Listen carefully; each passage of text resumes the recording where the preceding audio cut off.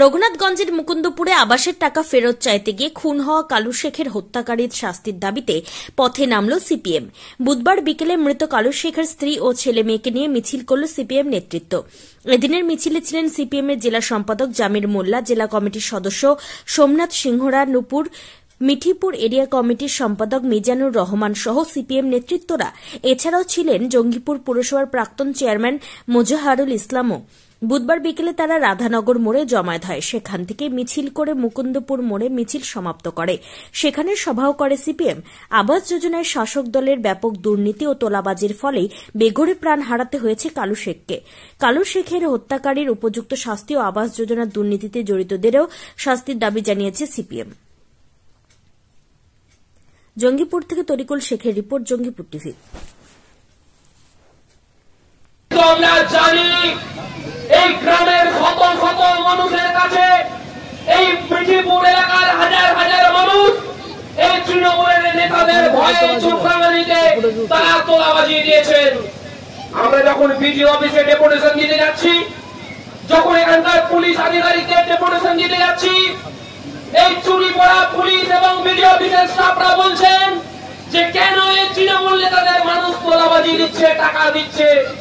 কিন্তু তার আগে যখন এই বিডিও অফিসারদের আমরা অভিযোগ করেছি, পুলিশকে যখন আমরা অভিযোগ করেছি যে মানুষকে ভয় দেখিয়ে বাড়ির টাকা দেব না, আবাস যোজনায় নাম উঠাবো না, এইরকম ভীতি প্রদর্শন করে মানুষকে যখন ব্ল্যাকমেল করে টাকা আদায় করছে, তখন আমরা এই আধিকারিকদের জানিয়েছিলাম, তারা কর্ণপাত করেননি।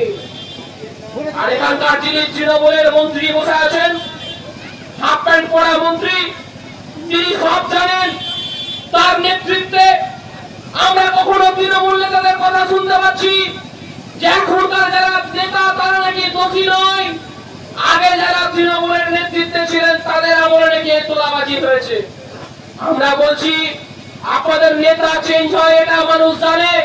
মিউজিক্যাল চেয়ার আপনাদের দল, আজকে রাতে পদ আছে, সকালে চলে গেল, তার উত্তর কে দেবে সেটা তৃণমূলকে ঠিক করতে হবে।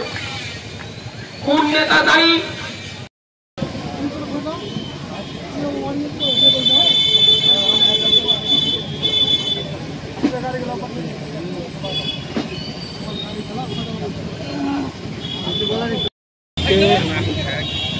কালু শেখ যে এই গ্রামের তার বাড়ি, এই যে মুকুন্দপুর, গত 1 তারিখে তিনি মারা গেছেন, অর্থাৎ খুন করা হয়েছে।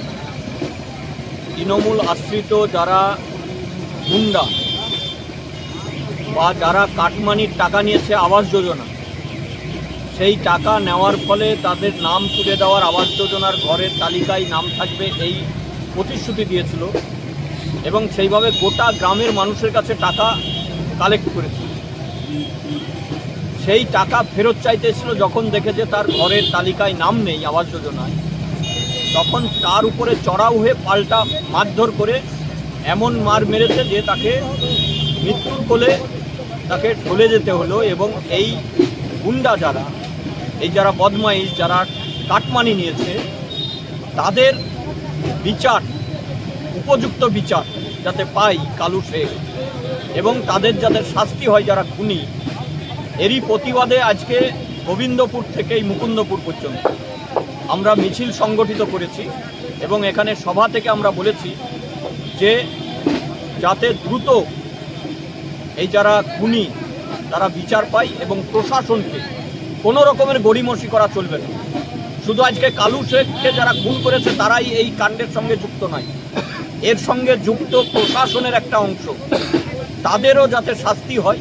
এবং এই যে দুর্নীতি, গোটা পশ্চিমবাংলা জুড়ে যেভাবে দুর্নীতি চলছে, একটা প্রাতিষ্ঠানিক রূপ দিয়েছে এই রাজ্যে তৃণমূল কংগ্রেস সরকার আসার পর।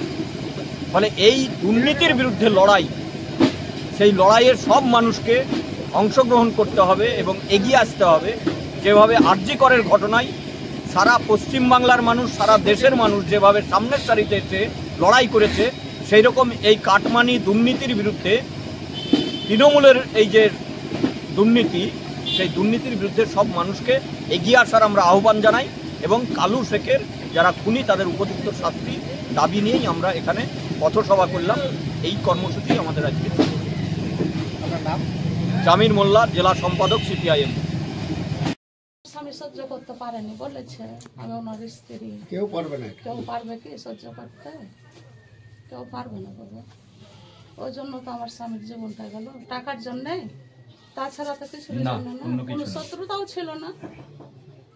যেহেতু ও যেই পার্টি করে আমিও সেই পার্টি করি, পার্টি হয়ে পার্টির লোককে বাবা খেলে, এটার তো আমি বিচার চাইবো, যে আমাকে বিচার করে দেন। হয় ফাঁসি না তো যাবজ্জীবন। আমি আর কোনো যতদিন বাঁচবে যদি জেলেই থাকে, যাতে জেলেই ফাঁসি হোক না তো যতদিন বাঁচবে যাবজ্জীবন কারাদণ্ড। এই যে অপরাধ করলো তার তো আপনারা যেমন চাইছেন তেমনি এই ব্যবস্থা যা দুর্নীতি, লোকের কাছে টাকা নিয়েই যেভাবে ওরা কাজ কাম কিছু করছে না, কিন্তু ওরা হচ্ছে যে এই রোজগার করেই খাচ্ছে। ওই রোজগার করে খাচ্ছে, মানুষের টাকা মানুষকে ঠকানো। কার কাছে 2000, কার কাছে 3000, কার কাছে 5000, যার কাছে যা পেরেছে তাই নিয়েছে। লোক লোভে পড়ে তাই দিয়েছে। এই ব্যবস্থাপনার শিকার হচ্ছে। এমনকি অনেকেও জিনিস এই ব্যবস্থাপনার শিকার দিয়েও টাকা এনে দিয়েছে, আগে তো এই টাকা লাগতো না। না, ফলে এই ব্যবস্থাপনার শিকার হচ্ছে মানুষ। দেখছে না দিলে হবে না। তো আপনারা যে শাস্তি চাইছেন, আমরাও আমাদের পার্টির পক্ষ থেকে গোটা জেলাতেও আমরা মিছিল করেছি এই অপরাধীর যাতে সাজা হয়। আজকেও আমরা ওখান থেকে গোবিন্দপুর থেকে এখানে মিছিল করে এলাম, আপনারা দেখলেন সভা। আমরা চাইছি যে কঠোর সাজা। হ্যাঁ, এই দাবিতে আপনাদেরকে দাঁড়িয়ে থাকবেন আশা করি। নিশ্চিত আপনাদের পাশে আমরা থাকবো। যেভাবে আইনি পরামর্শ বা যা যা করতে হয় সেটা আমরা আমাদের পার্টির পক্ষ থেকে নিশ্চয়ই সাহায্য পাবেন। আছে এখানে যারা লিডাররা আছে তারা নিশ্চয়ই দেখবে।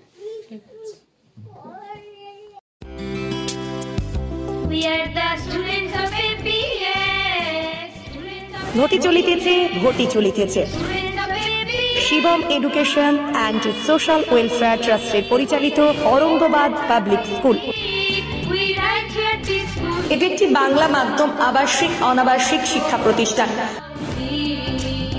2025 শিক্ষাবর্ষে 5ম থেকে 9ম শ্রেণী পর্যন্ত বালক ও বালিকাদের ভর্তির জন্য ফর্ম ফিল আপ চলছে। ফর্ম পূরণের শেষ তারিখ 22 অক্টোবর 2024। ভর্তির পরীক্ষা 27 অক্টোবর 2024 রবিবার দুপুর 12টা। औरंगाबाद पाब्लिक स्कूलेर जंगीपुर शाखा, मियापुर कैम्पासे बालक और बालिका विभाग, तालाई कैम्पासे बालक विभाग, लालगोला कैम्पासे बालिका विभागेर जोन्नो अनलाइन अथवा अफलाइने फर्म फिल आप करुन। स्कूलेर विषये विस्तारित जानते फोन करुन 7501593336 বা 8617369044 9593494785 8926686155। We are the family of Shivam.